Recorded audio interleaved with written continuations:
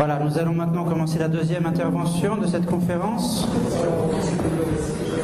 Alors dans la méthode, ça va être un peu différent.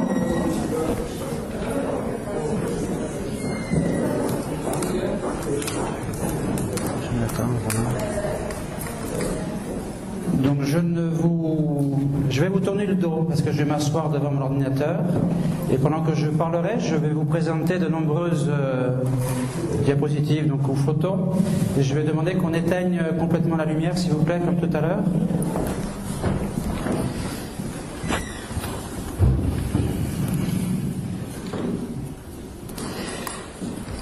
Voilà, donc cette deuxième intervention, la passion de l'homme du suaire, reconstituer le calvaire de notre Seigneur au travers des traces des plaies.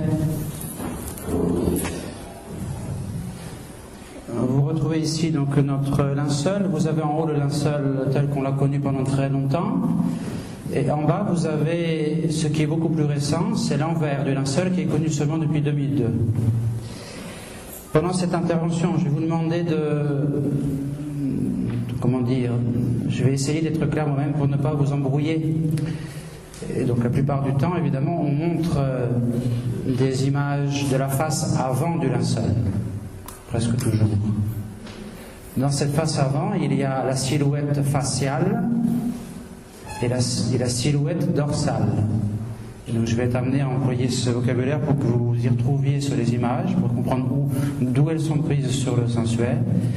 Et donc à gauche, ici en haut à gauche, vous avez la silhouette faciale de l'homme du linceul, et en haut à droite, vous avez la silhouette dorsale, le dos, de l'homme du linceul. Puisque nous allons citer des résultats scientifiques, je rappelle simplement quelques-uns de ces études scientifiques très, très brièvement. Vous le savez, ces études scientifiques ont surtout commencé en 1898 avec la photographie de l'avocat Pia. Il faut citer les travaux du docteur Pierre Barber en 1950, très important, mais qui ne travaillait lui-même qu'à partir de photographies. En 1969, les scientifiques ont pu examiner le linceul directement. En 1973, on a fait des prélèvements sur le linceul avec la NASA qui s'y intéresse.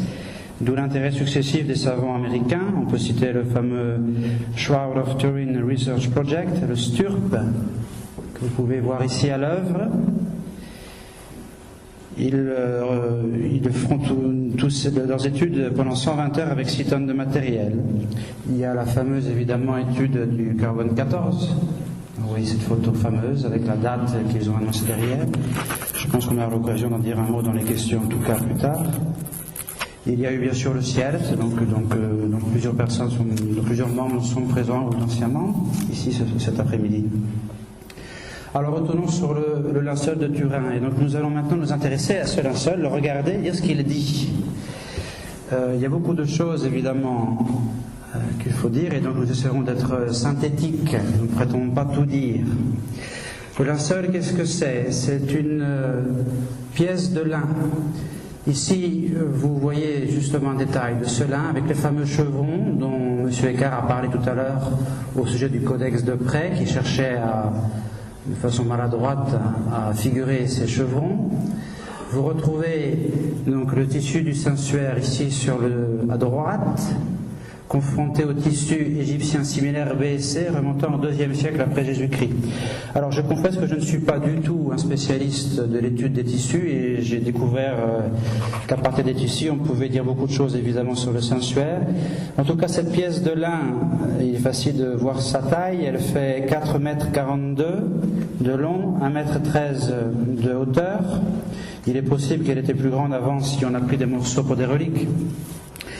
Il s'agit donc d'un sergé de lin à chevrons, c'est son terme technique, et donc sans aller davantage dans la technique, simplement je vous dirais que cette étude du tissu lui-même, qui est un grand tissu fin de grande qualité, jauni par les siècles, on n'en connaît aucun autre exemple identique, même si on retrouve certaines de ces caractéristiques, et ces caractéristiques du sensuaire, on les retrouve dans d'autres tissus qui sont toujours anciens.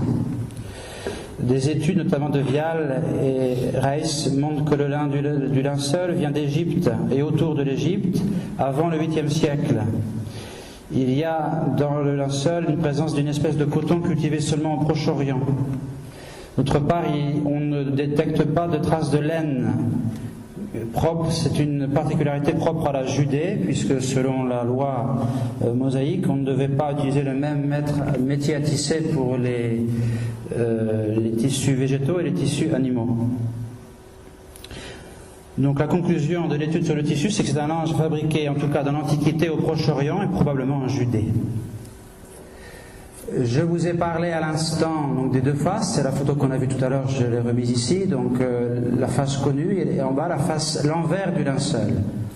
Celui que vous verriez si vous alliez voir derrière le linceul, c'est ce qu'on a fait en 2002 simplement. Auparavant, il était cousu sur une toile, la fameuse toile de Hollande, qui a été cousue par les clarisses de Chambéry après l'incendie pour essayer de le sauvegarder de l'usure, qu'il ne s'abîme pas. Et on a décousu cette toile de Hollande, et donc maintenant on a pu voir l'envers du linceul. Alors que voit-on sur le linceul? On voit donc ici vous avez le linceul lui-même et ici son négatif, donc qui apparaît comme un positif, qui est l'image plus connue, qui est beaucoup plus claire. C'est ici, on est un petit peu loin pour bien voir. Que voit-on? On voit donc une image formée d'une double silhouette humaine. On voit des brûlures qui sont ces grandes bandes, deux bandes symétriques. Ici, une de ces bandes et l'autre. Ces brûlures viennent de l'incendie de Chambéry en particulier. Et de 1532, la symétrie s'explique par le fait que le sensuaire était plié. Donc c'est un seul côté qui a été brûlé. Quand on l'a déplié, ça a fait notamment ces grands trous très symétriques, comme une espèce de forme de losange ou de triangle. Les brûlures, donc, comme les pièces de tissu qui ont été faites pour les réparer, pour les remplacer, sont la suite de l'incendie de Chambéry. Il y a aussi des formes en losange. Peut-être on distinguera mal ici parce que l'image n'est pas forcément de qualité, mais en tout cas, si vous vous approchez de la reproduction, il y a des formes en losange ici, et encore ici, et là aussi symétriques. Ce sont des cernes dues à l'eau qui a été utilisée pour éteindre l'incendie. Il y a aussi des petits trous, là on ne le verra pas, il faudrait des détails, notamment dans cette zone-là, qui viennent d'un incendie antérieur à celui de 1532, attesté même avant le 12e, enfin disons avant la moitié du XIIe siècle, notamment par la miniature du codex Bray, ce dont parlait M. Écart tout à l'heure, avec les petits points rouges, sans explication. L'explication serait qu'ils correspondent à des trous dans le linceul, trous qui viennent d'un incendie antérieur à celui de Chambéry.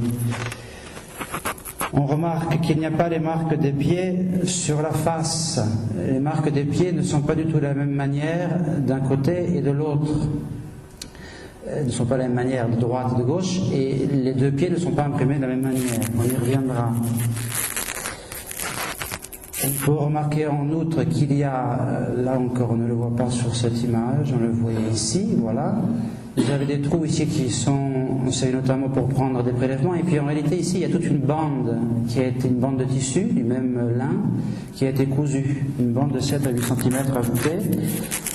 Une explication, ce serait que, donc en allant voir dans le détail, notamment en utilisant ces règles, ici c'est un document qui a été fait par le diocèse de Turin, on s'aperçoit que l'axe de symétrie est entre ce côté du bas et la moitié de la bande du haut.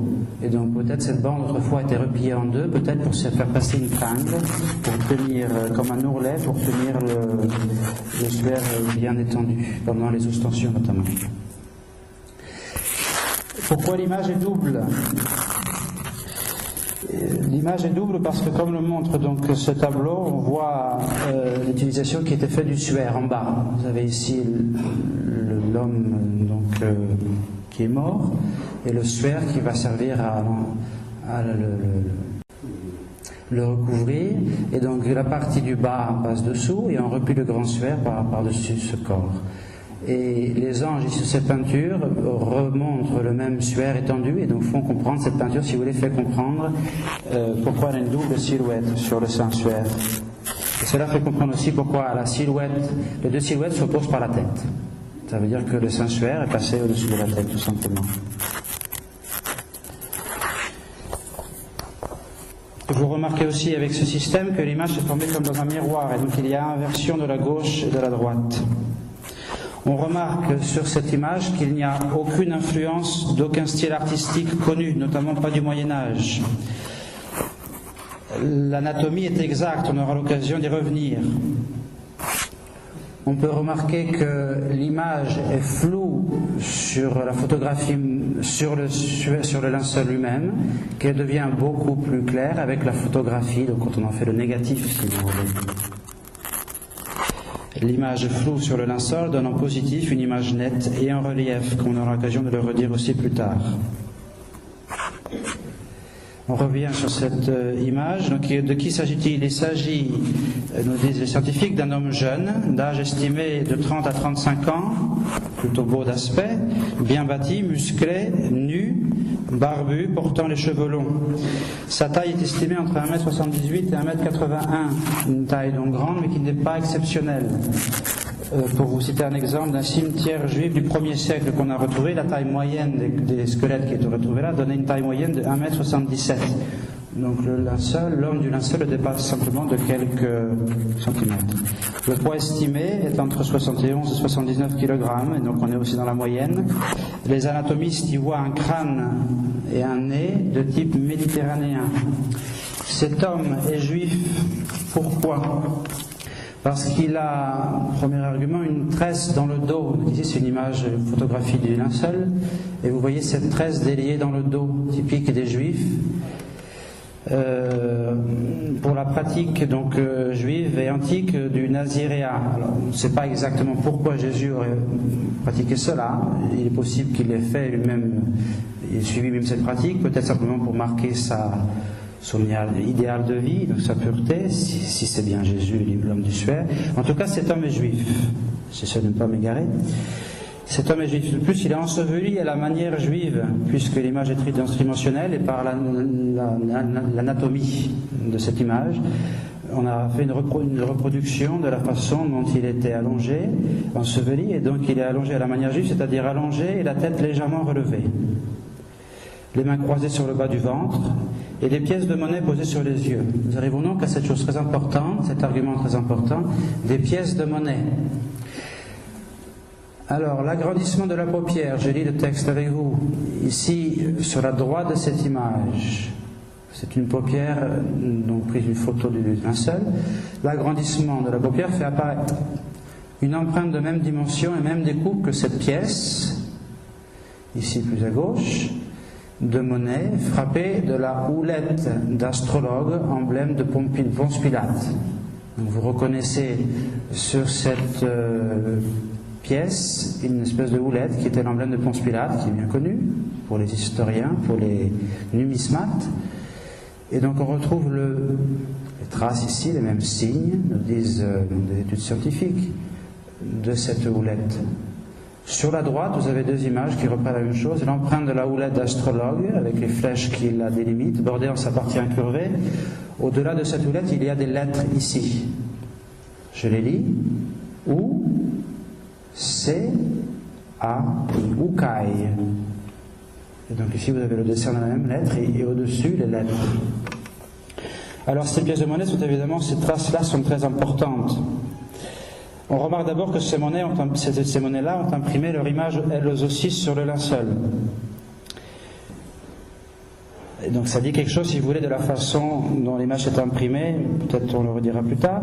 Comme l'image du corps fait apparaître le relief, on a pensé qu'il était de même pour ces pièces, et en effet on a trouvé ces traces. Donc c'est la tridimensionnalité de l'image qui nous a mis sur la piste des pièces. Ukai sur l'œil droit pour les deux mots, Tiberiu Kai Karok, je ne suis pas un helléniste, excusez-moi, c'est-à-dire Tibère César. Et sur l'œil gauche, on lit les lettres Tiberis qui correspondent qui désignent la 16e année du règne de Tibère, soit 29 après Jésus-Christ. Ces découvertes permettent donc de localiser dans l'espace, dans la géographie, et de dater dans le temps l'ensevelissement de l'homme du linceul, en Judée, peu après l'an 29. Évidemment, ces inscriptions sont difficiles à lire, il faudrait des études complémentaires qui viendront certainement un jour. Ici, toujours sur les pièces de monnaie, Donc vous retrouvez les pièces à côté de l'inscription, vous retrouvez les exemples de pièces qu'on a retrouvées par ailleurs, et ici c'est même dessin, donc figuré. En 16 du règne de Tibère, les 16e année. Et d'autres pièces qui disent le 17e, 18e année du règne de Tibère. Donc on connaît tout cela. Maintenant nous arrivons à l'image de l'homme du linceul, pour voir qu'elle porte tous les signes de la passion de cet homme historique qui s'appelle Jésus-Christ et dont le martyre est raconté dans les évangiles. On retrouve tous les éléments de la passion sur le linceul. Notamment, on peut s'intéresser aux nombreux taches de sang dont est couvert le linceul. On s'aperçoit que l'homme du linceul a subi dans tous ses supplices. Il y a des taches de sang sur le visage, ici sur le front, et sur le visage en général, sur le torse, sur les bras, sur les pieds. J'ai passé la plaie du thorax. Voilà pour l'essentiel. Et sur le dos, on retrouve ces mêmes taches. Donc à la tête, sur le dos, sur tout le corps en général. Ici, on en reparlera, une trace qui vient du thorax, et enfin les pieds, ici. Ces traces de sang donc, sont imprimées de façon différente que l'image elle-même de l'homme sur le linceul. Elles traversent le tissu, on le sait depuis 2002, au contraire de l'empreinte de l'homme du linceul qui est superficielle, et ces traces de sang sont colorées d'un rouge clair. Je remarque, avant d'aller plus loin, que tous les détails d'ordre anatomique, physiologique, neurologique ou pathologique du linceul sont conformes aux connaissances médicales de la fin du XXe siècle, et donc des connaissances qu'on a maintenant. Ceci pour vous expliquer comment l'hypothèse d'un faussaire médiéval est inconcevable. Par ailleurs, les spécialistes distinguent nettement sur le linceul le sang artériel, comme on va l'expliquer tout à l'heure en parlant du visage, du sang veineux. Ils n'ont pas la même couleur. Le sang artériel est plus foncé, plus lourd, le sang veineux est plus clair. Or, je vous rappelle que les premières notions de circulation sanguine, pour savoir distinguer les deux, savoir où se trouvaient les artères et les veines, les premières notions sont de Harvey au début du XVIIe siècle, longtemps après le Moyen-Âge. Quant au sang du linceul, alors ici, voilà, pour vous montrer, ici c'est un détail de l'envers du linceul, qui a été pris en 2002. Donc on voit bien les taches de sang, notamment cette tache qu'on en parlera tout à l'heure, qui est sur le front, qui est en forme de 3 renversé. Ici, comme on est derrière, le 3 apparaît à l'envers, puisque le sang traverse. Le sang traverse. Les autres traces ne traversent pas. L'empreinte de l'homme lui-même est superficielle, seulement d'un côté. Sur le sang du linceul, des études ont montré que c'est du sang humain, comme elle montre la présence de ces composants, porphyrine, d'hémoglobine, de bilirubine, d'albumine. Je ne suis pas moi-même médecin, donc je ne m'étendrai pas davantage. Et un sang humain du groupe AB, qui est un groupe rare, 7% des hommes sur la Terre environ. C'est le même groupe que pour les miracles eucharistiques de Lanciano et le sang du suaire d'Oviedo. Le miracle eucharistique de Lanciano très connu, donc on a gardé ces espèces eucharistiques, on les a encore, on peut les voir, et des études ont été faites sur elles. Le suaire d'Oviedo, ce serait le suaire qui aurait... Donc c'est un suaire qui couvrait simplement la tête, c'est un ange beaucoup plus petit. Alors si maintenant on s'arrête aux taches de sang, vous avez une collée médiane, donc très caractéristique, très connue, ici, qui est en 3 à l'envers sur le linceul, et donc apparaît en 3 à l'endroit sur la photographie, qui semble d'un sang épais, disent les chirurgiens, dont le docteur Mera, coulant lentement, verticalement sur le front, avec 2 retours horizontaux causés par la pensée. Le docteur Barbet, puisque comme vous l'avez entendu, je suis en train de vous montrer que le linceul présente toutes les explications, les descriptions de la passion de Jésus-Christ. Donc maintenant je suis en train de vous le montrer. Donc le docteur Barbet, puisqu'on suppose que c'était Jésus-Christ, disait ce retour, cette sinuosité de l'écoulement vient de la couronne d'épines qui était sur Jésus-Christ et qui a fait dévier le sang. Une autre explication plus probable désormais, qui fait, je pense, qui gagne l'opinion commune, c'est que ça vient des rides du front. Vous voyez ici un homme qui fronce donc le front, avec ses rides.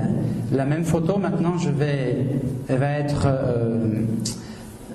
posée sur l'image du linceul, du visage, du front de cet homme du linceul. Voici le résultat.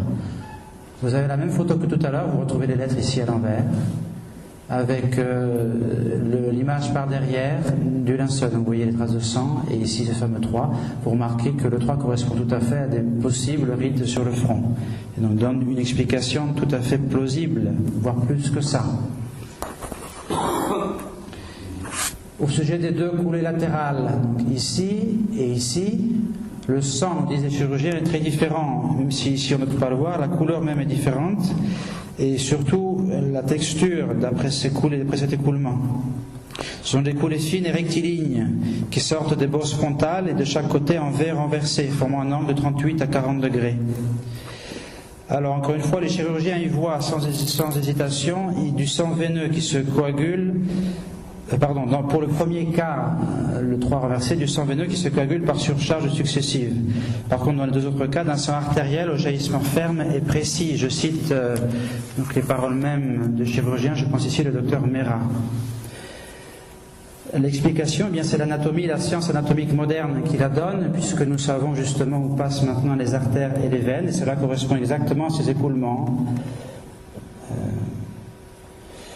Exactement. Donc, pour ce qui maintenant concerne la nuque, vous avez ici une photo donc, du dos, du linceul.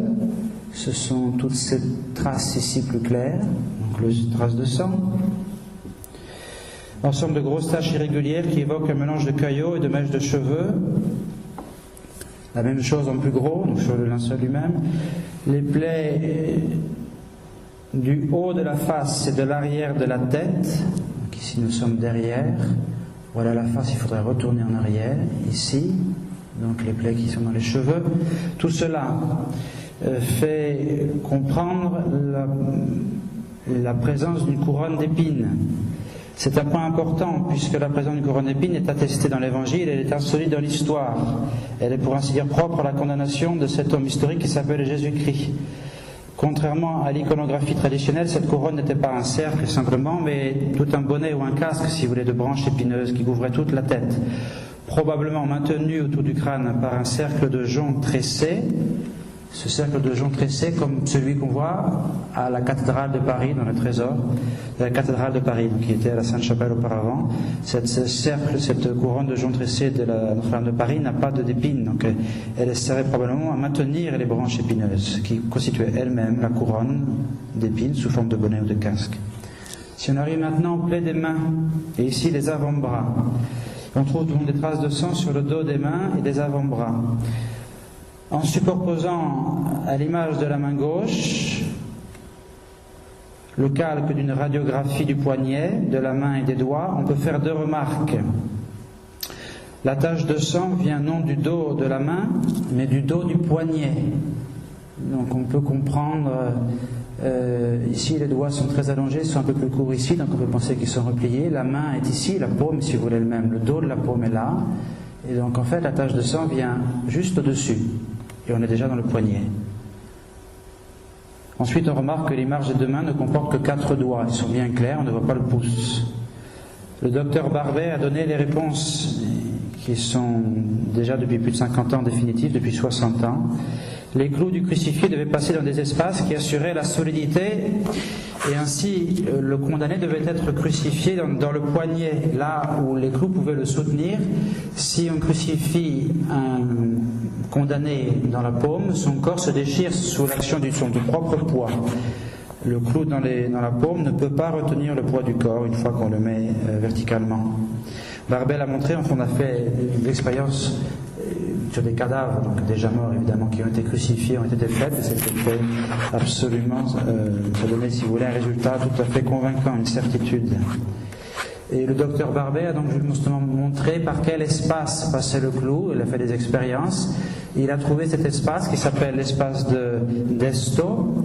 Ici vous avez le clou en transversal. Le même clou, j'ai mis un petit point noir pour que vous reconnaissiez, c'est ce carré-là, c'est le clou vu de dessus. il se trouve qu'on peut trouver facilement, en connaissant son existence, l'espace de Desto, et le clou se glisse naturellement, si on frappe dans cette zone, le clou se faufile naturellement dans cet espace, sans rompre les os, ce qui correspond là encore aux évangiles. Et une fois que cela est fait, eh bien, le crucifié, son corps, si vous voulez, tient, le clou peut le tenir sur la croix. Son corps, ses paumes, ses mains, ses poignets ne se déchirent pas.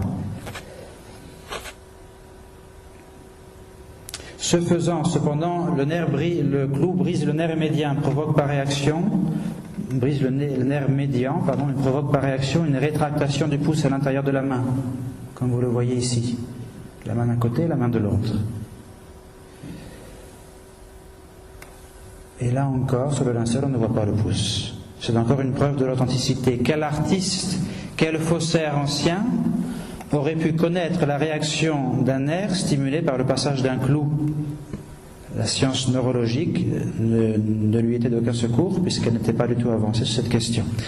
Une question ici, j'ouvre une petite parenthèse, on peut se demander alors pourquoi la grande majorité des représentations du Christ mettent-elles les clous dans la paume? Et c'est d'ailleurs une tradition très ancienne, c'est une exception, une objection qu'on pourrait faire. Eh bien, on peut y voir la force de la tradition, et il est intéressant de repenser au codex de près. Ici, je n'ai pas remis le codex de près parmi les photos, mais dans le codex de près, il y a une main où le crucifix est dans la paume et une main dans le poignet, ce qui ferait croire que l'auteur de cette miniature du codex de près a reproduit un détail sans le comprendre. Et c'est pour ça qu'il l'a fait de façon un peu illogique, en mettant d'un côté dans une main dans la paume et dans l'autre dans le poignet. D'où viendrait cette tradition des crucifix du Christ qui représente le clou dans la paume et non pas dans le poignet? Eh bien, probablement d'une ignorance. Il faut penser que la technique de crucifixion avait été interdite à la fin du IVe siècle, et les premières refigurations du Christ ne le représentent pas crucifié. Par exemple, des représentations du 1er siècle ou dans les catacombes, même si quelquefois on y voit la croix, c'est la croix sans le crucifié, sans Jésus-Christ. La technique même de crucifixion a pu donc se perdre. On a commencé à mettre le Christ en croix de façon représentative plus d'un siècle après. Une autre chose qui a pu induire bien sûr en erreur, c'est la Sainte Écriture, et aussi ses traductions. Donc faire attention aux mots. Dans le psaume 21, dans l'Ancien Testament, il est dit « Ils ont percé mes mains et mes pieds », qui est l'un des psaumes les plus messianiques qui soient. Jésus leur montra ses mains et ses pieds, nous dit Luc. Et de même les paroles de saint Thomas apôtre, tant que je ne verrai pas la plaie dans ses mains, etc. Il faut dire que les originaux des évangiles sont en hébreu, être promis en araméen pour saint Jean. Or les langues sémitiques n'ont pas de mot pour poignet. C'est le même mot qui désigne poignet et main. Alors que le grec possède bien un mot pour poignet, karpos, c'est un mot pour la main, keir. Donc en traduisant le mot sémitique avec le grec main, on a pu induire en erreur toute l'iconographie de la crucifixion. C'est un argument recevable, valable.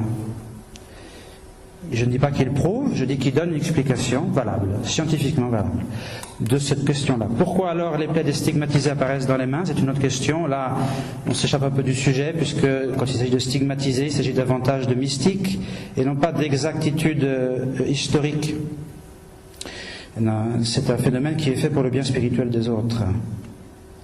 D'autre part, les mystiques, les stigmatisés s'attendent à recevoir les clous dans les paumes, et donc on peut comprendre que le bon Dieu fasse venir ces stigmates à cet endroit-là.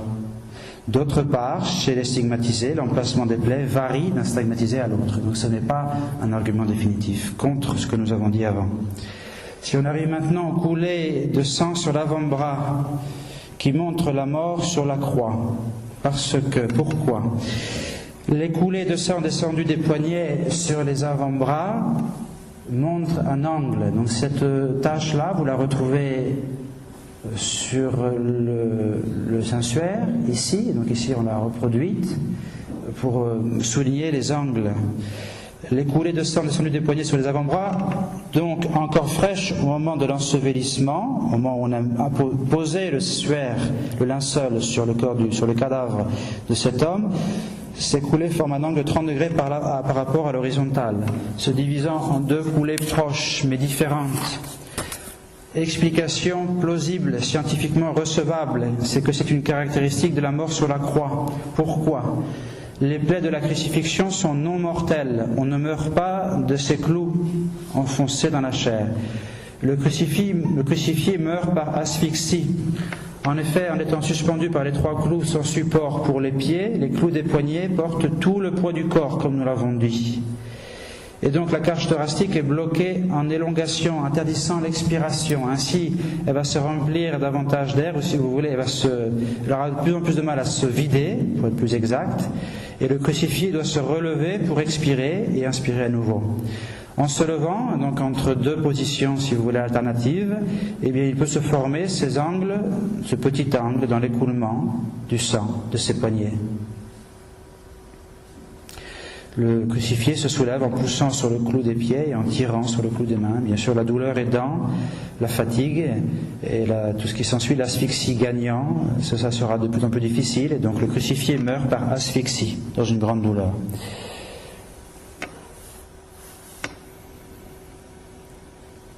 Si on arrive maintenant à la plaie du thorax, ici vous reconnaissez le linceul, et donc ici un détail qui est ce cadre ici, reproduit en plus grand. Vous voyez cette plaie du thorax qui a un aspect très différent de tous les autres. Et cette même plaie va donner cet écoulement, lui-même très différent de son aspect. Qu'est-ce qu'on peut en dire ? La plaie du thorax, bien sûr, nous rappelle le coup du côté du centurion, dans le côté de Jésus-Christ. D'après ce que nous devons expliquer, vous comprenez pourquoi, quand on voulait accélérer la fin du supplice, on lui rompait les jambes. Le crurifragium, comme le raconte l'Évangile des 2 larrons. Pour celui qui était crucifié entre eux, Jésus-Christ, il était déjà mort, et donc inutile de lui rompre les jambes. Le centurion lui a donné un coup de lance, simplement. Le crucifié, ne pouvant plus se redresser pour respirer, donc meurt rapidement d'asphyxie. Et le témoignage du linceul confirme en tout point le témoignage de l'apôtre Saint Jean, qui nous raconte ce coup de lance, c'est-à-dire donc les jambes non brisées, le coup de lance dans le côté droit, et donc cette fameuse eau mêlée à du sang qui est sortie de la plaie du côté, nous dit l'évangile de Saint Jean. Cette plaie, on remarque une tache plus dense au-dessus, ici dans cette zone. Évidemment, sur la photo qui est un peu lointaine pour vous, c'est un peu difficile peut-être à voir, et donc en prenant des guides ou des livres, vous voyez tout ça beaucoup mieux évidemment. En tout cas, la partie supérieure de cette tache est plus sombre. La partie inférieure est plus claire. La tache plus dense a une certaine forme de losange qui correspond en tout cas à la taille de la pointe d'une lance romaine, 44 mm par 15 mm, les 2 axes de cet ovale ou de ce losange, si vous voulez, d'un losange arrondi, donc un ovale presque. La tache moins dense au-dessous, donc toute cette partie-là, le sturpe a montré que les zones claires se mêlant au sang correspondant à un liquide clair de nature inflammatoire. Et c'est le docteur Barbet, là encore, qui a donné l'explication plausible, scientifiquement recevable et convaincante. Le docteur Barbet expliquait que la lance a traversé la plèvre, donc en rentrant ici, par ce côté-là. Et la flèche fait le parcours de la lance dans le corps du crucifié. Elle a traversé d'abord la plèvre, le poumon, mais le poumon d'un cadavre ne déverse pas d'eau. Et enfin le péricarde, en atteignant donc le cœur, donc avec après l'oreillette droite du cœur, d'où sortit le sang. La plèvre, donc je vous dis, le poumon d'abord ne saigne pas sur un cadavre, la plèvre non plus, si l'on admet que la flagellation n'a pas arraché la peau, comme le montrent les traces sur le linceul. Partout sur le linceul, on voit des traces sur la peau, des traces cutanées, c'est donc que la peau est encore là, et donc la plèvre n'a pas été elle-même arrachée. La paroi thoracique, si vous voulez, n'a pas été abîmée. Donc cela n'explique pas l'eau et le sang. Au contraire, le péricarde, qui, donc en arrivant dans la région du cœur, s'était rempli de liquide, de sérosité. Donc c'est cette eau qu'on peut voir, ça peut être cette eau qu'on voit sur le linceul. Ces sérosités qui sont comme des œdèmes. Donc caractéristique aussi lors des autopsies de cadavres ayant souffert dans des grandes souffrances, nous disent les chirurgiens, et c'est le cas pour un crucifié. Le sang, d'où viendrait-il ? Il viendrait lui de l'oreillette droite du cœur qui communique avec la veine cave supérieure. Et cela peut expliquer aussi pourquoi, je reviens un instant en arrière, l'épanchement de cette plaie. Vous remarquez qu'ici que l'épanchement se fait vers le bas. Ici, il va se faire horizontalement. On peut penser que cet épanchement-là a eu lieu quand le cadavre a été déposé de la croix, qui viendrait de la veine cave, non plus supérieure mais inférieure, qui se vide à son tour quand on remet le corps en position horizontale. Tout cela est prouvé chirurgicalement, scientifiquement. Il faut noter encore que ce coup de lance au cœur par la droite est beaucoup plus efficace que ce qu'il avait été donné par la gauche, directement, si vous voulez, sur le cœur, comme pourrait le faire un néophyte, un ignorant de l'anatomie. Puisqu'en tapant par la gauche, on rencontre des tissus beaucoup plus musclés, beaucoup plus résistants, et qui permettent parfois de protéger le cœur. Et donc le centurion, comme tout soldat romain qui se respectait, connaissait très bien l'anatomie pour pouvoir porter un coup à son adversaire, et notamment dans ce cas, donc il a porté le coup par la gauche. Si on arrive maintenant à la plaie des pieds, et vous avez ici donc une représentation des os d'un pied humain. Vous avez ici la même représentation avec la trace que laisse une plante de pied sur le sol. On a tous vu ça dans nos salles de bain. La même trace avec la trace laissée donc par le linceul. Vous remarquez ce point ici plus sombre, entouré d'une zone claire, puisque cette plaie est à son tour, comme pour le thorax, elle mélange des zones claires et des zones sombres. Ce qui a fait penser que le clou, qui aurait donné un épanchement de sang, donc plus sombre, entouré ensuite autour de lymphe, de toutes ces sérosités, avec des liquides plus clairs. Et donc cela fait penser au passage d'un clou dans cet espace-là, et cela correspond, on peut reproduire cette hypothèse-là, cette hypothèse est vérifiable au sens scientifique, c'est-à-dire qu'on peut la reproduire autant de fois que l'on veut, et ça fonctionne. Si c'est ce passage-là qui pourrait donner l'explication de la plaie du pied, cette explication-là a été donnée par le docteur Mera. Je crois que cet espace-là a pris son nom, l'espace de Mera.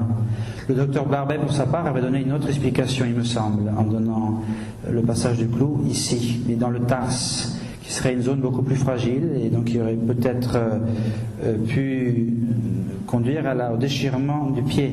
Le docteur Mera a assuré, il a lui-même fait des expériences qu'il a reproduit, et dans cet espace-là, cela fonctionne. Encore une fois, c'est vérifiable scientifiquement, puisque c'est reproduit scientifiquement. Voilà cette même tâche, sans les autres dessins, avec le point du passage du clou. Cette explication scientifique expliquerait la zone sombre au milieu d'une zone plus claire, les sérosités, les liquides lymphatiques. Si maintenant on arrive aux plaies de la flagellation, que voit-on? Une grande quantité de petites blessures, ici de face, vous les reconnaissez, par exemple ici, partout, le corps du linceul en est couvert. Ici, dans le dos, c'est encore plus, surtout le dos, c'est encore plus clair. Et vous remarquez qu'elle couvre absolument tout le corps. Ici, vous avez la même image grossie pour qu'on voit que ces petites plaies sont allongées toutes. Et donc, elles font bien sûr penser au flagrum romain, dont vous voyez ici des reproductions ou des dessins. C'est donc le fouet romain. Pourquoi pense-t-on au fouet romain? Parce que le nombre de ces petites plaies est très important. On en compte 100 à 120 impacts si on compte des fouets à 2 lanières. Cela exclut une flagellation juive. Ces plaies nombreuses et omniprésentes sur le corps font bien sûr penser à une flagellation. La flagellation juive est exclue parce qu'on a dépassé le nombre permis par la loi juive qui était de 40. L'auteur juif hébreu Flavius Joseph nous raconte même que les juifs s'arrêtaient à 39, 40 coups moins 1 pour ne pas dépasser au cas où ils se seraient trompés. On est là bien au-delà, et donc on pense à la flagellation romaine qui était bien pire et qui se faisait donc avec ces fouets-là, comme le flagrum, qui est bien connu, dont les extrémités des lanières se terminent par un plomb et un osselet. Vous retrouvez des coups ici donnés avec ces fouets sur une plaque de polystyrène, je pense, et vous retrouvez des plaies, des coups qui laissent une trace qui a exactement le même aspect que sur le suaire de Turin. Là encore, cette explication est plausible. On n'en a pas trouvé d'autres. Et en tout cas, elle suffit en elle-même à expliquer tout ce qui concerne ces plaies de la flagellation, qui pourraient être de la flagellation. Voilà, ici on retrouve ces plaies de la flagellation sur le dos. On retrouve sur le dos ici, on remarque que ces plaies ont une empreinte plus ferme, plus vive sur les épaules et le haut du dos, ce qui fait penser au portement de la croix, évidemment, notamment la traverse de la croix.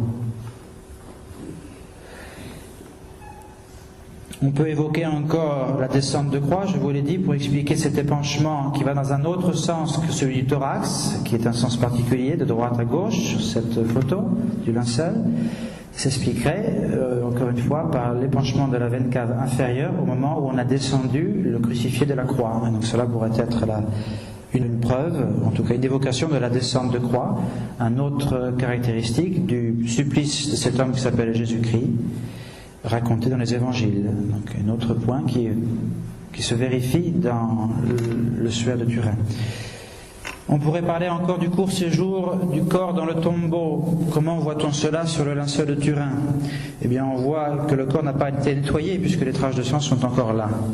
On n'a pas pris le temps de le nettoyer, alors qu'on avait grand soin donc pour les cadavres. Et cela s'explique selon l'Évangile, bien sûr, parce que nous étions la veille du sabbat. Et c'était un grand sabbat et le travail était interdit, c'était la fête de Pâques.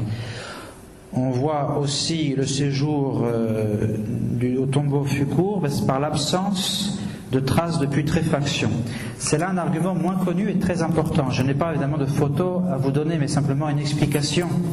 Qu'est-ce que ça veut dire, l'absence de traces de putréfaction? C'est-à-dire que dans le linceul, on ne trouve aucune trace de putréfaction de ce cadavre. Or, il s'agit bien, d'après tout ce qu'on a dit auparavant, d'un cadavre. Il devrait y avoir des traces de putréfaction. L'explication scientifique plausible, c'est que le cadavre en question n'a pas eu le temps de donner ces traces, parce qu'il est resté peu de temps au tombeau. Et c'est ce qui est arrivé au cadavre de Jésus-Christ, puisqu'il a quitté le tombeau, d'après les évangiles eux-mêmes, peu de temps après. Je voudrais maintenant vous donner d'autres constatations en faveur de l'authenticité. Il s'agit des poussières et de tout ce qu'on trouve dans le tissu au niveau microscopique.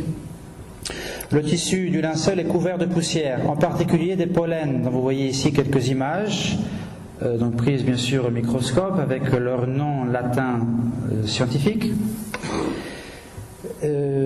Ces nombreux pollens ont été trouvés sur des échantillons pris en 1973 et 1978, avec notamment des recherches de Max Frey, qui ont été reprises, c'est important, par Paul Malone, puisque les recherches de Frey ont apporté beaucoup de contestations. Évidemment, ça dérangeait, parce que ces pollens disent beaucoup de choses, un peu comme les pièces de monnaie. Ce sont des points clés de cette étude. Les travaux repris par Paul Moloney ont permis de confirmer les conclusions de Max Frey et donc de faire taire toutes les contestations. Alors ces pollens viennent, bien sûr nous savons tous, par origine naturelle, tout simplement le transport par le vent. Ce sont des éléments de la reproduction des plantes qui sont transportés par le vent. Il peut avoir aussi une origine humaine, par exemple les fleurs déposées près de la relique. Chaque plante, il faut le savoir, a son pollen que les palynologues, les scientifiques de ce domaine scientifique, des pollens, l'étude des pollens, donc chaque plante a son pollen que les palynologues sont capables d'identifier. On trouve dans le linceul 57 pollens, donc qui correspondent à 57 plantes, dont 17 croissent en France et en Italie, toutes les autres en Palestine, donc le plus grand nombre en Palestine. En Palestine, donc 13 parmi la quarantaine qui reste, 13 aux environs de la mer Morte et dans le Negev. Je pourrais vous citer des palynologues critiques, mais qui admettent finalement ces résultats, surtout une fois qu'ils ont été repris et confirmés par Paul Malone. Par exemple, Dio, le tissu a voyagé et où a été fabriqué dans les pays du pourtour de la Méditerranée, sans exclusion de la Palestine. Fin de citation.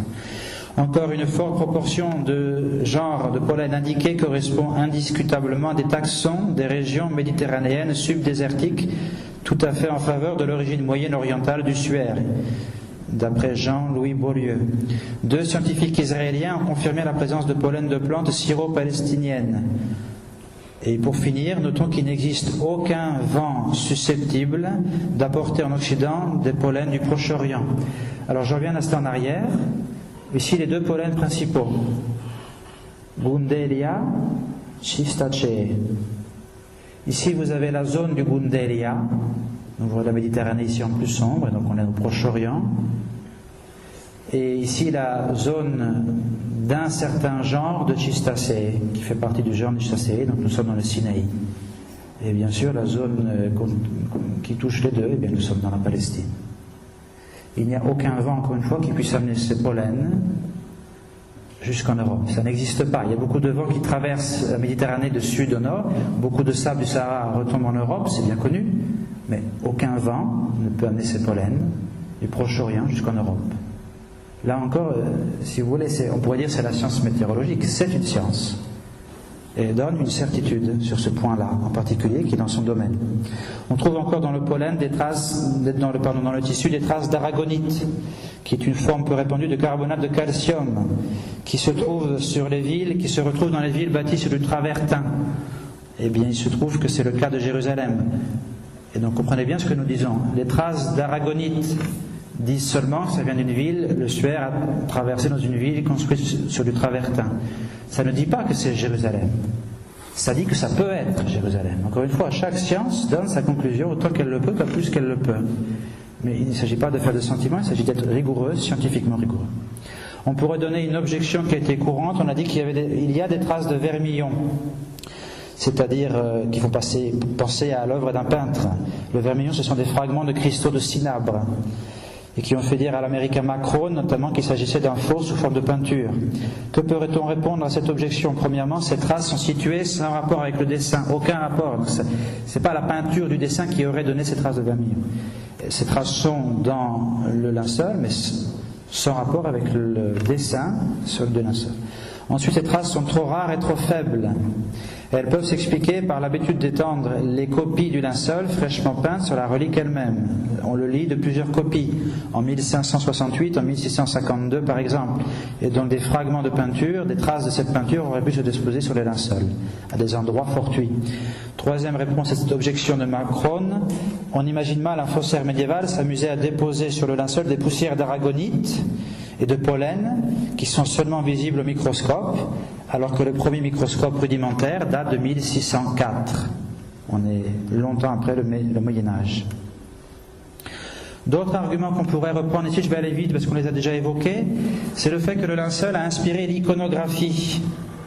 Donc ce sont des détails scientifiques qui viennent de documents plutôt historiques. Le codex de Près, donc vous le retrouvez ici, peut-être vous le comprenez mieux, je vous rappelle que les pouces sont absents. On voit ces chevrons, ces petits points qui rappellent des traces de l'incendie antérieur, des traces de l'incendie antérieures à la moitié du XIIe siècle. Ce sont des charbons. Qui seraient des charbons tombés sur... On pense que la sorcière a été utilisée comme nappe d'autel. Elle étant repliée, donc des charbons d'encens qui peuvent arriver dans une messe, où des grains d'encens tombent sur... et font ces petits trous beaucoup plus petits, bien sûr, que les trous de l'incendie de Chambéry. Il n'y a rien à voir. Ici, vous voyez, je vous remonte cette photo pour vous faire montrer les jambes. Un autre donc argument en faveur du fait que le linceul a inspiré l'iconographie. Et donc de longue date, si vous voulez, même avant le Moyen-Âge. Tout cela pour répondre à l'objection du faussaire, notamment. Et pour montrer que le linceul a été vu depuis très longtemps, pour compléter l'étude historique. L'aspect des jambes n'est pas symétrique. Les plaies des pieds ne sont pas symétriques. Donc dans les jambes, dans les pieds, dans les plaies, dans la trace, rien n'est symétrique.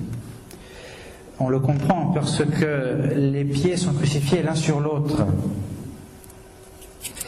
J'ai peut-être oublié de le signaler tout à l'heure, il y a un seul clou pour les deux pieds, c'est pour ça qu'on voit surtout une empreinte de pied, pas l'autre, qui était moins en contact, qui a eu un épanchement de sang beaucoup plus petit.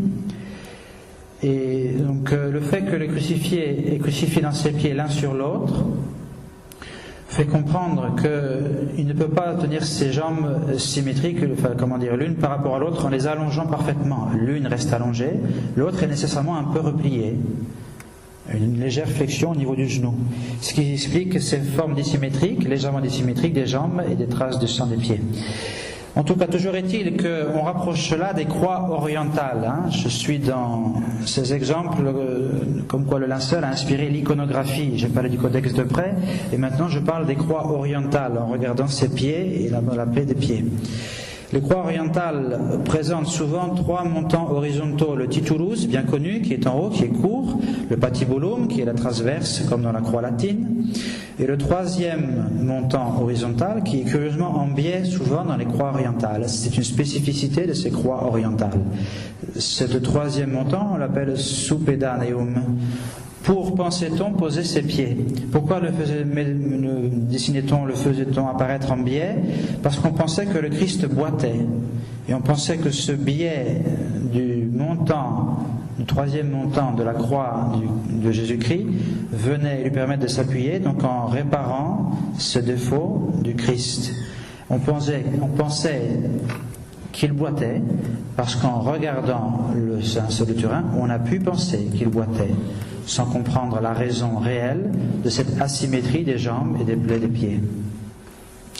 Je pourrais encore 3e argument en faveur de l'influence du linceul sur l'iconographie. Donc le premier c'était le Codex de Près, puis les croix orientales, le Christ Pantocrator dont on a parlé tout à l'heure. Donc il se trouve que ces Christ Pantocrator si traditionnels en Orient reprennent de nombreux éléments du visage du linceul. Ce sont ces fameux 15 signes dont M. Écart a parlé tout à l'heure du visage. Je vous en cite quelques-uns. Une raie transversale au milieu du front. Donc c'est cette ligne de sang qui est reprise, confondue souvent avec une mèche de cheveux. L'espace délimité sur 3 côtés du front. Une forme en V sur l'arête des nez. C'est plus visible ici. Et tous les Christ Pantocrator ont cette forme très étrange en réalité, de ce liquide très peu esthétique. Le sourcil droit plus haut que la gauche, la pommette gauche très accentuée, car tu méfies, et la pommette droite aussi très accentuée pour la même raison. La narine gauche plus large, une ligne accentuée entre le nez et la lèvre supérieure, etc., etc. La barbe à double pointe, les nez accentués et globulés à cause de la présence des pièces de monnaie. Donc tout cela se retrouve dans les Christ Pantocrator. Et pour que vous en soyez plus convaincus, je vous montre maintenant ces 2 images. Vous voyez ici le même Christ. Vous remarquerez l'invraisemblable coïncidence entre l'image du linceul, ici par exemple, vous voyez que ça correspond exactement, la longueur du nez, la bouche, cela a été ramené bien sûr à la même échelle, et bien ça correspond parfaitement. Et dans l'autre sens, c'est la même chose, le nez correspond parfaitement. Ça prouve ce que ça prouve, ce n'est pas une preuve définitive en l'occurrence, c'est troublant, c'est un élément qui s'ajoute à tout le faisceau d'autres éléments de diverses sciences qui vont dans le même sens. J'arrive maintenant à, je dirais, le point le plus beau, et donc le dernier de tous les points que je voudrais évoquer. Je l'ai intitulé « Quand le linceul pousse la science vers la notion de résurrection ». Et donc ici, évidemment, je dépasse un peu le langage scientifique. Pour parler avec un langage scientifique, je devrais dire « Quand le linceul montre que l'image dépasse l'ordre naturel des effets, et donc vraisemblablement fait penser à une cause au-delà du naturel », c'est-à-dire, ça, un scientifique peut le dire, parce que c'est vraisemblable d'un point de vue scientifique, une cause au-dessus du naturel, dans un langage français courant, ça s'appelle une cause surnaturelle. Et c'est évidemment le terme repris en théologie, mais le scientifique peut le prendre dans son propre sens à lui, pour dire que ça dépasse les effets d'ordre naturel. Voici donc plusieurs constatations, il y en a 3 qui vont dans ce sens, et ce sont, me semble, des arguments d'une grande beauté, encore une fois, pas seulement pour le croyant, mais aussi pour le scientifique. Ils sont très troublants. On ne trouve donc pas d'explication naturelle à ces 3 éléments, et ils orientent naturellement l'intelligence vers ce que j'appellerais, en allant un peu au-delà du langage scientifique strict, ils orientent naturellement l'intelligence vers la notion de résurrection. Je mets tout ça entre guillemets. Le premier de ces éléments, c'est la suspension apparente des lois de la pesanteur. Vous aurez bien noté que les cheveux retombent vers les épaules, ce qui ne devrait pas arriver si le corps est allongé. Il semble donc que le corps est debout. Si le corps est debout, le suaire de Turin, le linceul ne peut pas tenir sur le corps. Il serait retombé. Si le corps est allongé, comme cela est plus que probable dans un sépulcre, évidemment, on n'imagine pas tenir... En tout cas, si l'image est l'image d'un homme allongé, pourquoi l'image du dos n'est pas plus foncée que celle de la face, malgré le poids du corps, si on imagine qu'il était allongé sur le dos, bien sûr, inversement dans le cas contraire. le dos portait le poids du corps, il devrait avoir imprimé une image plus forte sur le linceul, donc dans la surface, dans la partie dorsale, l'image devrait être plus forte que la partie. Or, vous remarquez par exemple ici au niveau du torse, elle est de même intensité que ici dans le dos, ou sur les jambes, sur le dos des jambes. De même manière, les masses plus charnues, par exemple les mollets, ne sont pas écrasées par ce poids, alors qu'elles devraient présenter un élargissement, comme cela est le cas pour un corps qui est allongé. Ensuite, l'image du linceul, toujours pour ces fameuses lois de la pesanteur qui semblent suspendues dans la formation de l'image. L'image du linceul de Turin n'a subi aucune déformation. Essayez de me suivre ici, c'est un petit raisonnement un petit peu compliqué à expliquer, en réalité c'est de la simple logique. Par lettrage de sang, on sait que le linceul est au contact du corps, qu'il en épouse son relief. Le sang le montre. Si le linceul est au contact du corps, les parties qui sont sur les côtés, si vous voulez, par exemple à l'intérieur des jambes, à l'extérieur des jambes, sur les côtés du buste, sur les côtés de la tête, le linceul pouvait toucher ces parties. Et donc on devrait avoir des traces qui élargissent, qui déforment, si vous voulez, qui grossissent au moins en largeur, dans la largeur, qui grossissent cette image d'un homme allongé. Or, il n'en est absolument pas ainsi dans cette image du linceul de Turin. Encore une fois, pourtant, le linceul a bien épousé le relief du corps d'après les taches de sang, notamment les taches de sang qui coulent, c'est bien clair. La conclusion qui peut se tirer, le sang est donc avant l'image, puisque le sang vient de l'homme qui vient de mourir, l'image a pu être imprimée donc après, et donc d'une façon un peu différente. Que le sang et l'image soient imprimés de façon différente, c'est très clair, puisque le sang traverse, l'image est superficielle. Le sang est coloré, l'image est monochrome. Voilà, l'image elle-même est plus tardive que les taches de sang. C'est la conclusion qui vient naturellement à l'esprit.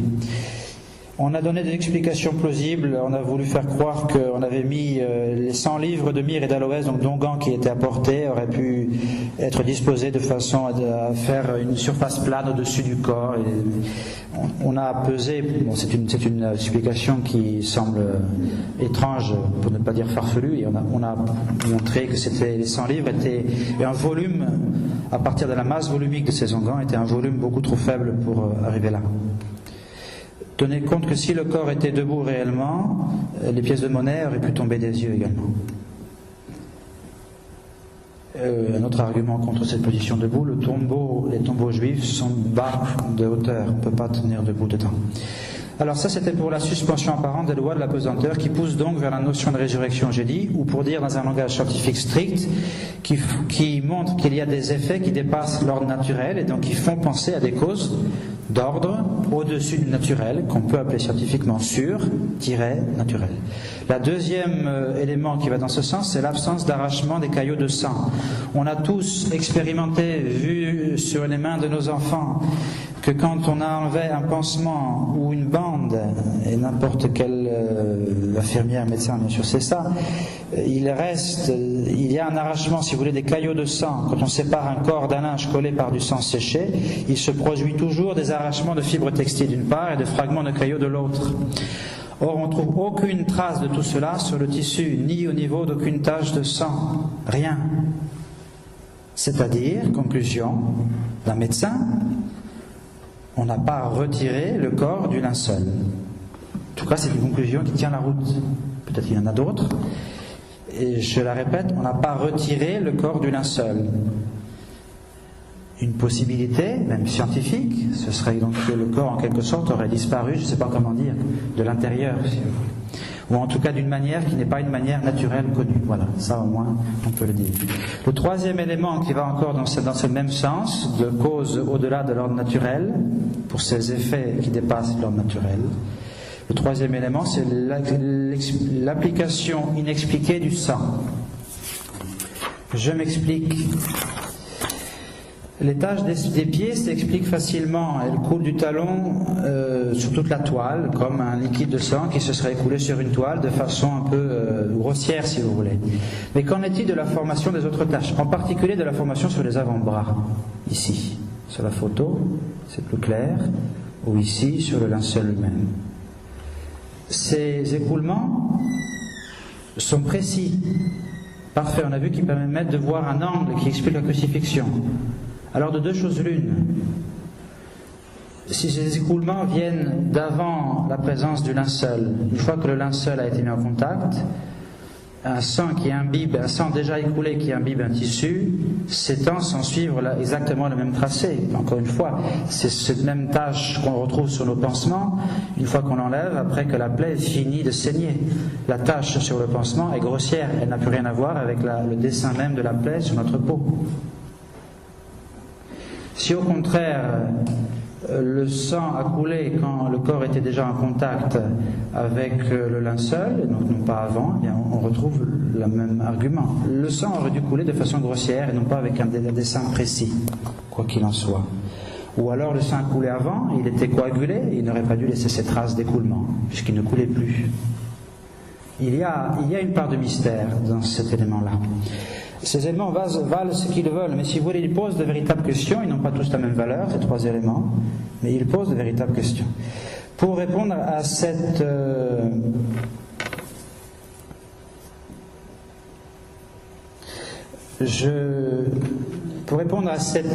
dernier élément, il faut tenir les deux bouts de la chaîne. Premièrement, ces tâches ont coulé conformément à toutes les lois de la nature, à toutes les lois de la physiologie, de l'anatomie, de la circulation sanguine, de la coagulation sanguine et de la neurologie. Tout est conforme aux sciences, à la connaissance des sciences actuelles. Donc ces tâches ont coulé conformément à toutes les lois de la nature, et notamment d'un corps martyrisé, comme serait celui de Jésus-Christ enveloppé dans le suaire. Exactement, tous les éléments sont réunis. Mais le deuxième point qu'il faut tenir, c'est que la formation de cette tâche n'a cependant pas l'explication naturelle. Elle ne suit pas la formation naturelle d'une tâche à partir d'un liquide écoulé qui est appliqué sur ce tissu. Là, on touche du doigt, si vous voulez, le fait historique de ce qu'on pourrait appeler la résurrection. Voilà, je vais m'arrêter ici sur tous ces éléments de ce qu'on va voir sur le linceul. Avant de conclure, je voudrais rappeler plusieurs éléments, et je vous invite donc à quitter un peu tous ces détails pour ne pas nous perdre et à prendre un petit peu d'altitude, un peu de hauteur devant cette image, avant de conclure réellement cet exposé et avant d'attendre vos questions. Plusieurs éléments avant de conclure. D'abord, ne jamais perdre de vue le faisceau des preuves dans les domaines scientifiques extrêmement variés, une dizaine de sciences différentes, peut-être plus. Il y a un faisceau de preuves dont beaucoup aboutissent à des certitudes scientifiques, chacune d'entre elles dans son domaine. Et il ne faut pas oublier les preuves historiques précédentes de la première conférence. Donc on pourrait citer comme domaine scientifique l'exégèse et l'histoire, l'archéologie, l'analyse du tissu, la palynologie pour les pollens, l'iconographie, la numismatique, l'anatomie, la physiologie, l'hématologie, la paléographie. Et peut-être après on verra la radiographie et le traitement d'image, la radiologie, pardon, et le traitement d'image. Tenez compte que, en tant que scientifique, si un seul champ de la science arrive à une conclusion certaine, ce n'est pas parce qu'un autre champ de la science conclut dans une autre conclusion qu'il l'emporte forcément sur lui. Et donc, prenons le cas du Saint-Suaire. Bien sûr, je vous amène à évoquer la question du carbone 14. Nous avons là des champs pluridisciplinaires, des champs scientifiques pluridisciplinaires qui arrivent tous à la même condition, qu'il s'agit là de l'homme de l'Évangile, Jésus-Christ, cet homme historique qui a bien existé et dont la passion est racontée dans les Évangiles. Et ces éléments scientifiques vont jusqu'à amener à la notion de résurrection, ce que j'ai appelé des causes qui dépassent l'ordre naturel. Toutes ces sciences vont toutes dans le même sens, certaines sans donner de certitude, d'autres, et la plupart, en donnant des certitudes. Si un seul champ d'une autre science arrive à une conclusion contraire, d'un point de vue scientifique, si vous voulez, le plus élémentaire, cette seule exception ne suffit pas, et loin s'en faut, à effacer les résultats de tous les autres domaines, mais devrait amener à de nouvelles questions, et notamment à se remettre en cause. Ce serait la moindre des choses. La moindre des choses d'un simple point de vue scientifique, j'insiste bien. Et donc je suis agacé, pour ne pas dire en colère évidemment, et là c'est plus l'ingénieur qui parle que le prêtre, qu'on ait pu nous donner autant de crédit au carbone 14, en méprisant toutes les autres sciences. Et encore une fois, même l'histoire est une science, ne l'oublions pas. Notre époque a ce défaut de prétendre que seulement les sciences expérimentales seraient des sciences, et nous qui sommes prêtres, je vous rappelle que la théologie et la philosophie sont elles-mêmes des sciences, c'est-à-dire connaissances certaines par les causes. Et notre monde moderne a ce grand défaut donc de penser que seulement les sciences expérimentales, la physique, etc., sont de véritables sciences, peuvent véritablement convaincre, et notamment parmi ces sciences, les sciences dures, et notamment les plus récentes, comme le carbone 14, qui a une certaine confort, parce qu'elle donne une date comme ça sortie d'un chapeau. Et en réalité, même dans la méthode du carbone 14, il y a moult précautions à prendre pour obtenir des résultats et pour interpréter les résultats, notamment pour interpréter la valeur, la probabilité, la force, la pertinence, si vous voulez, de ces résultats. Alors je referme cette petite parenthèse. J'en ouvre une autre avant de conclure réellement. Je vous fais encore une fois prendre un peu de hauteur. J'ai commencé tout cet après-midi de conférence en vous expliquant qu'il y avait plusieurs méthodes pour parler du suaire, du linceul. En partant du suaire, ou en partant d'une hypothèse, ou en répondant des objections. Et bien justement, une manière de prouver scientifiquement que l'homme du linceul est bien Jésus, c'est à l'inverse de calculer la probabilité que ce puisse être quelqu'un d'autre que lui, en estimant les chances de chaque particularité qu'on a relevée dans cette conférence sur le linceul. Par exemple, la couronne d'épines, qui est d'utilisation très rare. Eh bien, les résultats de ces calculs varient beaucoup, bien sûr, d'un auteur à un autre, parce qu'on manque de base objective. On est là dans une science qui s'appelle le calcul de probabilité, mais qui a bien sûr une partie très qualitative, subjective, parce qu'il faut peser chaque élément, les chances qu'on a de rencontrer quelqu'un d'autre. Alors les plus larges, pour citer certains auteurs, Kenneth Stevenson, Gary Habermas, en ne prenant que 8 éléments qu'ils vont pondérer, arrivent à une chance sur 83 millions que l'homme du linceul soit quelqu'un d'autre que Jésus-Christ. Dans la vie de tous les jours, vous agissez, vous prenez des décisions pour des décisions fondées sur des probabilités beaucoup plus faibles que ça, et ça ne vous pose aucun problème. Donc si vous voulez, pour un scientifique, une telle probabilité est une quasi-certitude qui permet déjà de conclure, en tout cas en sciences expérimentales. Les mathématiques sont autre chose. Donc voilà. Un autre exemple, d'autres donnent une chance sur 225 milliards, et alors après on arrive à des chiffres astronomiques, une chance sur 1 milliard pour le révérend Père Paul de Gale, et une chance sur 10 puissance 26. Donc vous prenez un 1, vous mettez 26 zéros derrière, ça fait presque des milliards de milliards de milliards. Pour le révérend Père Francis Filas, de trouver que ce linceul soit quelqu'un d'autre que Jésus-Christ. Alors inutile de dire encore une fois que ces probabilités équivalent pour les sciences expérimentales à des certitudes expérimentales. Au sens strict, ce sont des probabilités, elles sont tellement fortes que ce sont des certitudes expérimentales.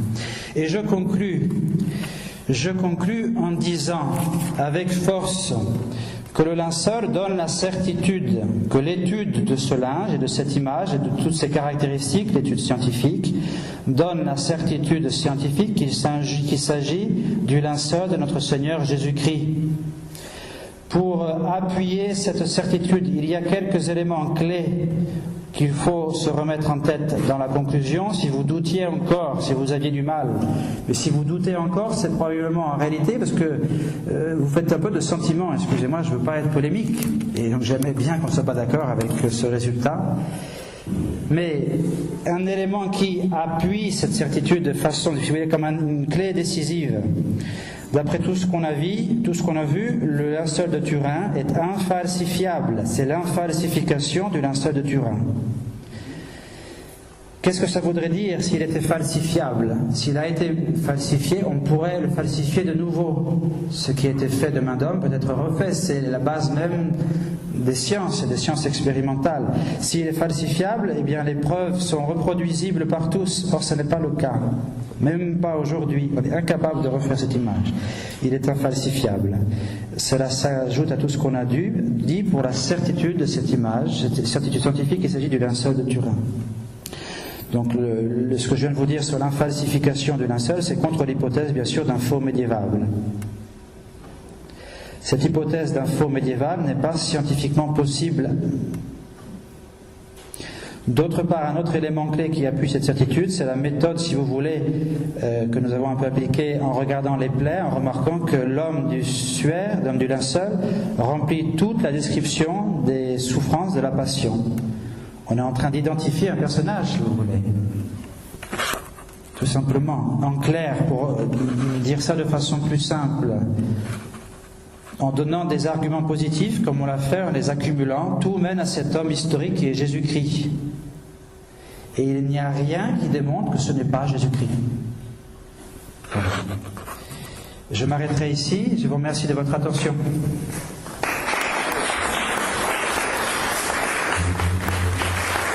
Peut-être on peut rallumer maintenant la lumière pour les questions. Oui.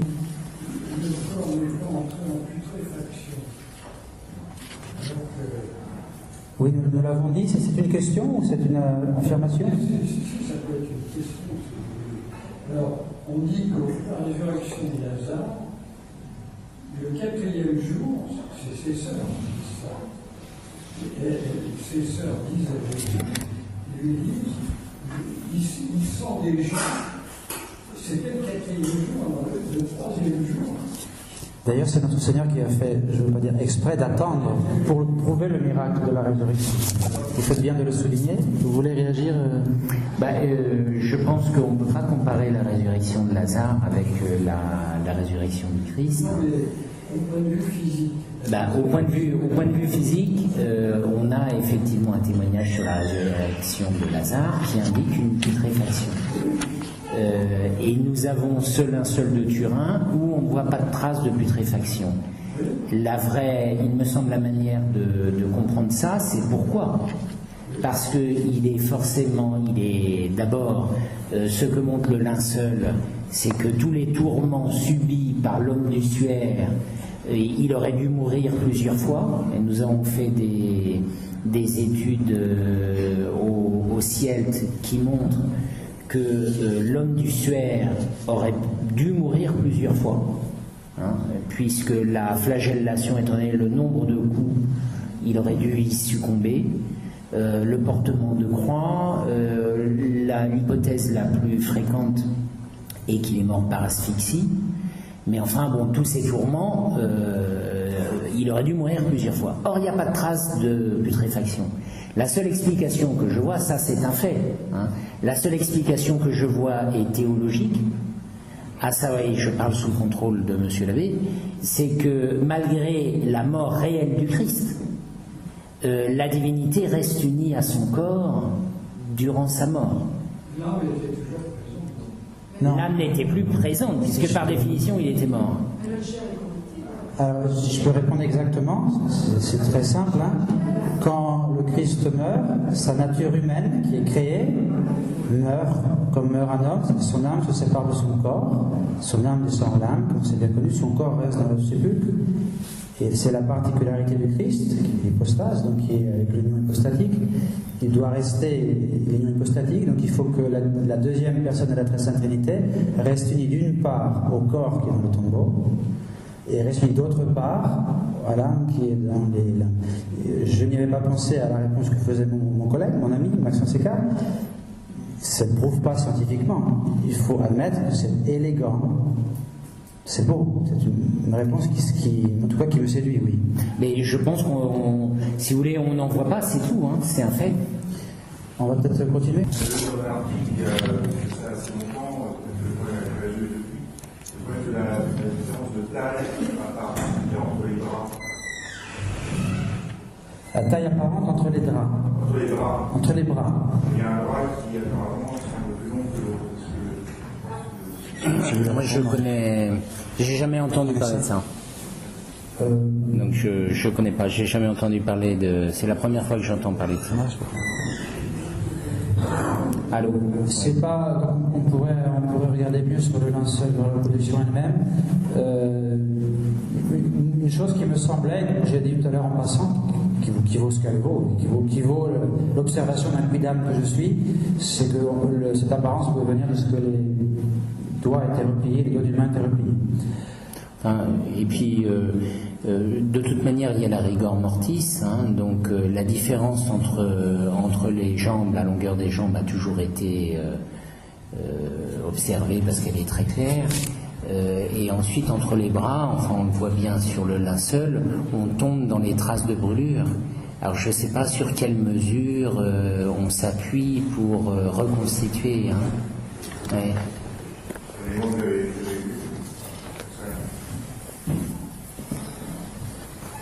D'autres questions? Est-ce qu'il y a d'autres questions? Non? Parlez fort, s'il vous plaît. Je me demandais s'il y avait eu une chimio-analyse pour découvrir que c'était une peinture. Alors je vais vous en parler, c'est la dernière partie de la conférence. Voilà, je pense qu'on va s'arrêter là.